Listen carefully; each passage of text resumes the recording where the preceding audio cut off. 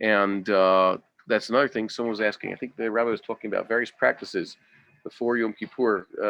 We saw about kaparot and tashlich. There's a third practice, kaparas tashlich, and there's a third minhag that basically those on the ball know not to do. Has anybody, you guys do tashlich before? You always do tashlich? I mean, unfortunately, I did last year. Okay. I found this out. I didn't understand this. It wasn't something my father ever took us to do. Yeah, we did a tashlich like thing eventually later on, but we never went to tashlich on Rosh Hashanah.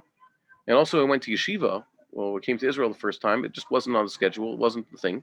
In yeshiva in New York, the menahel heard that some guys went to tashlich and basically forbade it. Why? Because it was a social thing. I went, I think, when I was 22, not for tashlich, but to meet a girl. So I went with my brother, whatever. And back then, that was a thing I used to do. Maybe I was 21, but we never went to tashlich, and I think I understood why. My father never had such a practice. The Vilna Gaon was, of course, opposed to such a thing. And so were many Achronim who were on the ball. Oh, Rishonim too. Yeah, Rishonim. Well, it's not explicit because it wasn't really done enough for them to oppose it.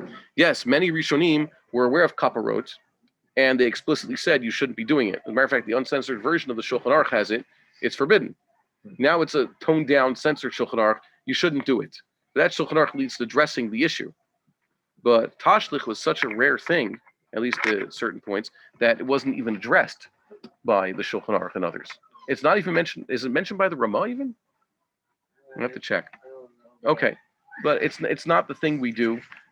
So I keep forgetting what the third one is. The tashlich, the kaparas, and another minhag. So, like What?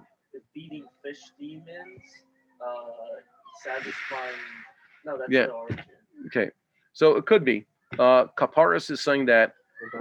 What about What? men hugging for tashlich that have nothing to do with fish? They cautionize it. Like the Okay. original belief was that there's demons in the water, Okay. and then they just like changed it later and said, oh, actually we're doing it to cast or like send it to the sea. Okay. So one of the things that I'm more offended by kaparas because they take the Ramban's whole rebuttal of the Rambam. We discussed this last year. The Ramban's rebuttal of the Rambam is in Parish 2 Sefer Vayikra, and he's explaining the esoteric ideas behind korbanos. According to the Rambam, korbanos are just a thing that the Torah told us to do because that was the mode of worship that people knew at the time. But really, a more sublime religion would not need sacrifice, ideally. But the Ramban says, what are you talking about? It's intrinsic to the human nature. Adam Rishon brought sacrifice. We were discussing this 2 weeks ago. It's a thing that he maybe was even told by God to do. And Ramban brings the ideas behind what is a korban, what is it supposed to represent.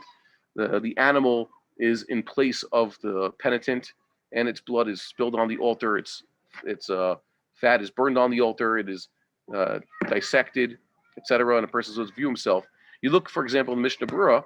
The Mishnah Berurah's description of what one's intention is in the kapara is basically taken from the Ramban, describing what a person's intentions are supposed to be with its actual sacrifice.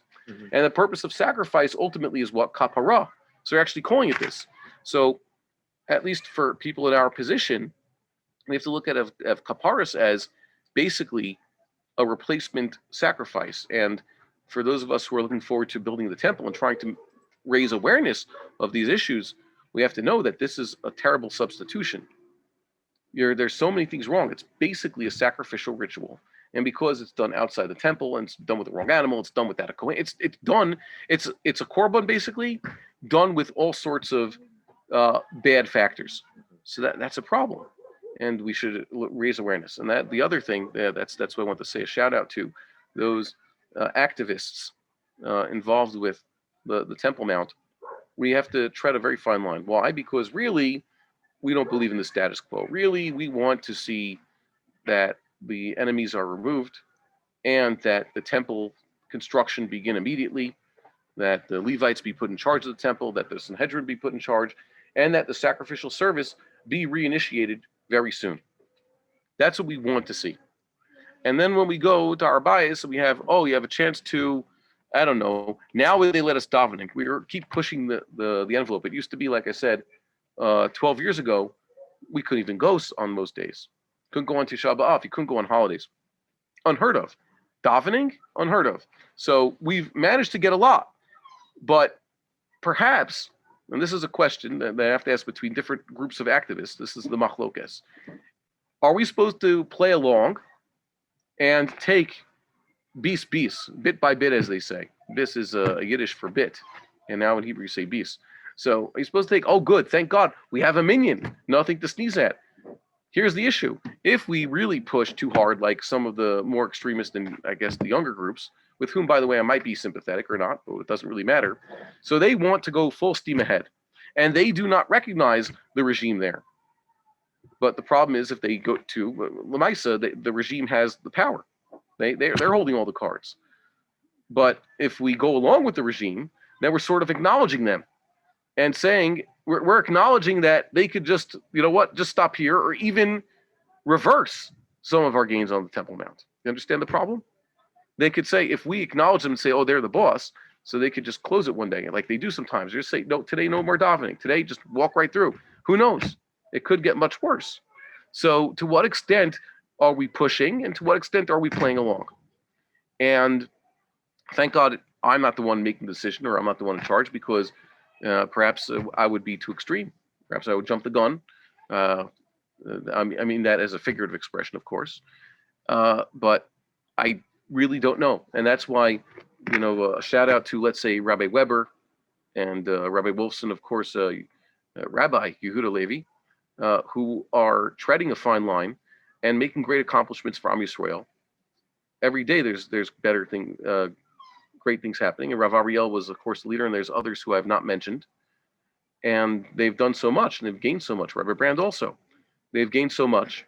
And I think that there's wisdom in their patience. Why? Because the big push to finally get back to Korbanot will come from Am Yisrael themselves when they are ready.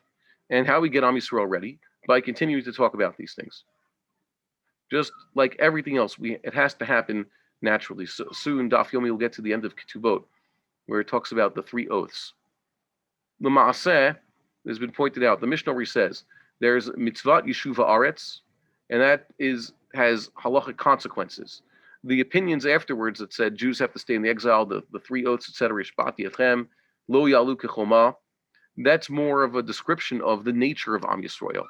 It's not binding halacha like the Samars say. It's against an explicit Mishnah. Rambam never had such a thing. The Rif and the Rush, the Tur, they never had such a halacha because they understood that it's an agadic passage that was taken out of context. But what it does mean is that Am Yisrael would have a tendency, all the terrible years of the Galut, to stay in the Galut. It's almost as though they took an oath to stay in the Galut. And that's a problem. We have to get Am Yisrael to wake up. And when Am Yisrael finally wakes up, that push will be able to happen. I could be wrong. Perhaps maybe we need to be pushing more. But for now, my experience has shown that Hashem is not necessarily demanding of this to push ahead so much. Yeah, got a question there. Yeah.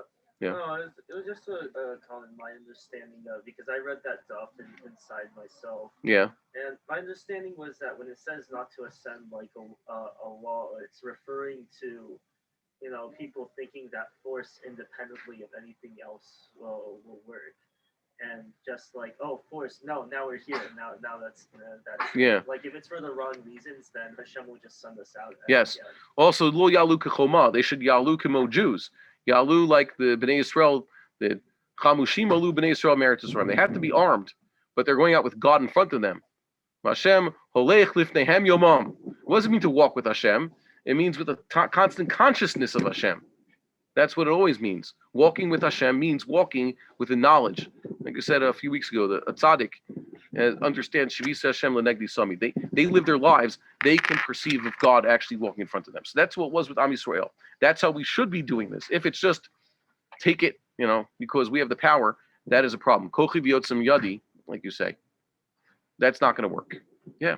So more power to these people, and I pray that we have more insight. God should guide us and put in our hearts to understand what it is, how much we should be pushing the envelope, when to press the gas, when to press the brakes, so that we don't hurt others. And it could very well be that other opinions, perhaps we should have more of a discussion about this one. That's very important. We would like to encourage our viewers to share these videos with friends and send in your responses. If you would like to obtain Birkon Nusach Eretz Yisrael or invite the rabbi for a speaking engagement, please email us at office@machonshilo.org.